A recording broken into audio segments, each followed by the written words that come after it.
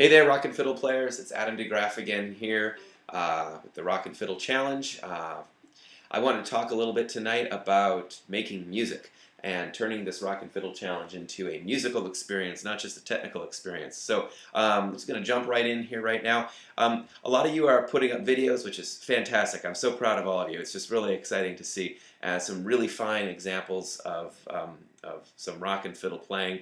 I saw one tonight that got me thinking just a little bit about how do we want to sound at the beginning here. And everyone's going to bring their own thing to this, and that's what I want. I want you to sound different than me. I want you to sound the way you want to sound. But I want to talk a little bit about my process so that you can hear, you know, kind of what my thinking is. Let's talk right at the beginning about the opening. A little bite at the beginning for my taste, because an electric guitar, it's a pick. You're picking it, and when that string gets picked for the first time, there's a little bit of a spike, you know, a little spike of sound, and then it sustains so smoothly and uninterrupted. It does not get interrupted. It does not decay. It does not get interrupted by itself until the next note. And I want the next note to run in to the first note. So I want it to be a very legato stroke, a very long, smooth stroke, sustained without much growth or decay. Very laser-like, very clean. Not any vibrato. In my opinion, vibrato has no use.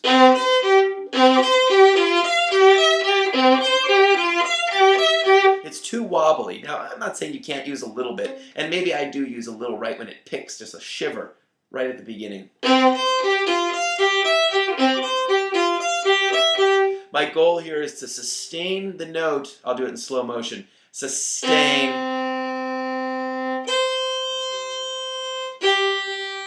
I don't want a space.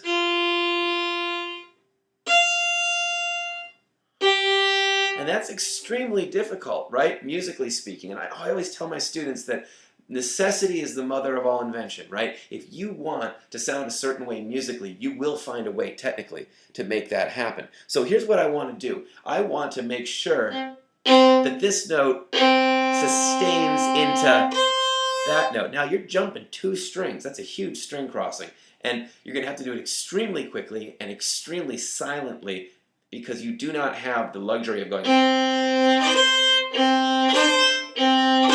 right? So we're going to just have to time that just right. And that string crossing, again, in my opinion, is going to be done with the arm. And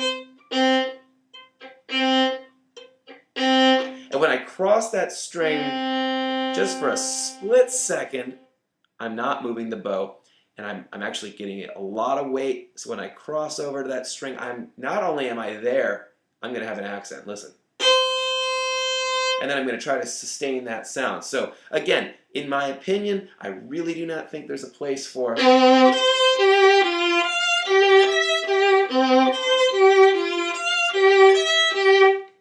that's sustained. It has you know, it's very connected, and I don't think it sounds right. So what am I going to have to take away the vibrato?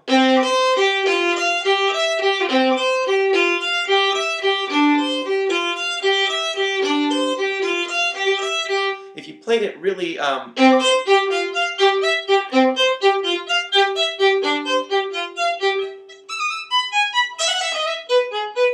sounds kind of like Bach there, right? And you know, like the beginning to the opening, the Brahms Violin Concerto, it's so connected.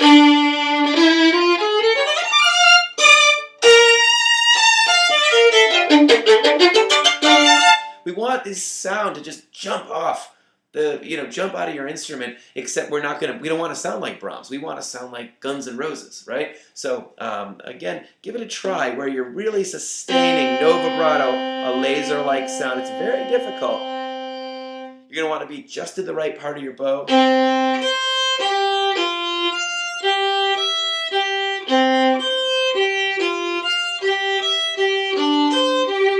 The second thing I would say, and I've been saying this to a bunch of you in my posts, I want to make sure that you know where you're going. Where in the world are you going? You know, it's a very even opening. And you know this where this came from, right? It came from.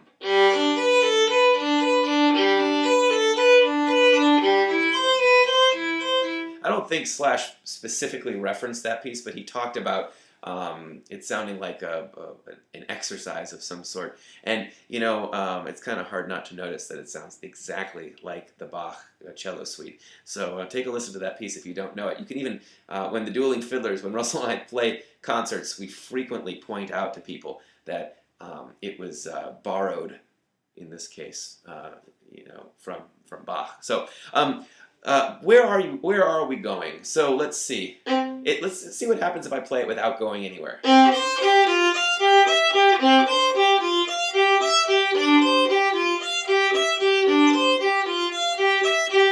It's too boring for me that way. And if you like it, then play it that way. But for me, what I really want to do is I want to have little places that I catch. So you go da dee dee ba bee da dee da. That's interesting to me. Ya da da da, not so interesting. Ya da da ba dee da dee da.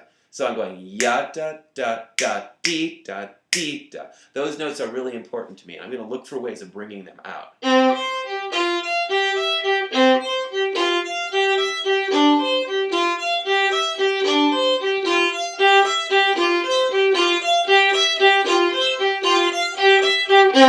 Okay, that's where I've gone so far.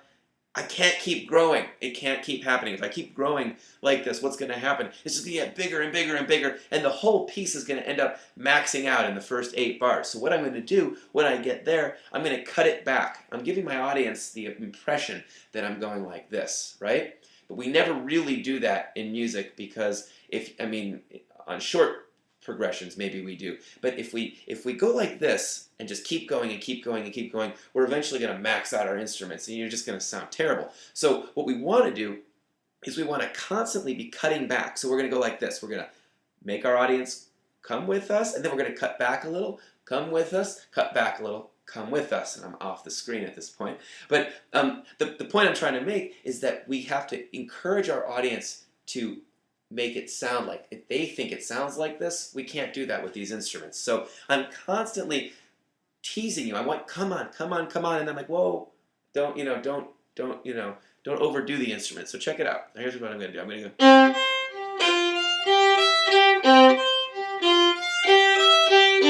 If I just went like this,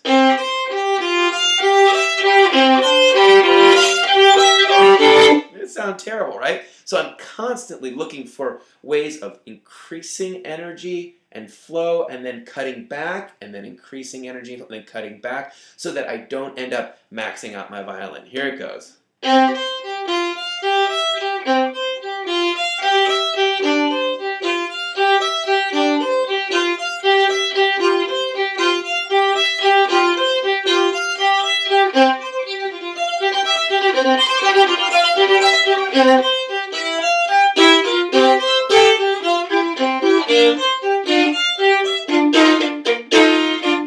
Oh, a musical thing right here.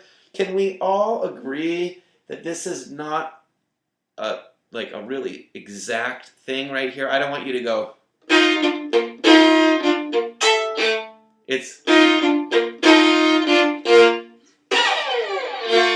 and we're going for that note. Ya ba ba bee da da. Where are we going? We're going dee ya dee da da dee. And we're always asking that question. Where are you going? Where are you going?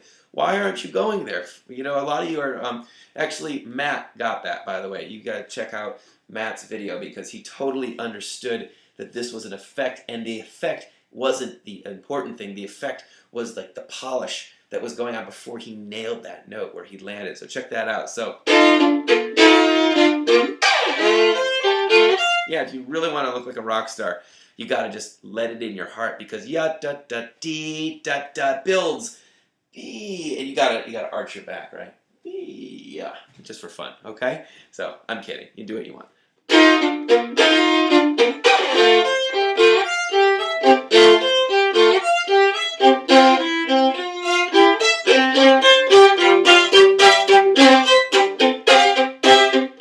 By the time we get there, you're rocking, right? You're totally rocking. So try to ask yourself these questions. What do I want to sound like? Why do I want to sound that way? And where am I going? And then remember that you need to look for places in between where you're going to cut back so that you don't overplay your instrument. Overplaying your instrument, you will always sound like like an amateur, and you guys want to sound like pros, right? All right, it's good to work with you. Hope you enjoyed this video. We'll see you again soon.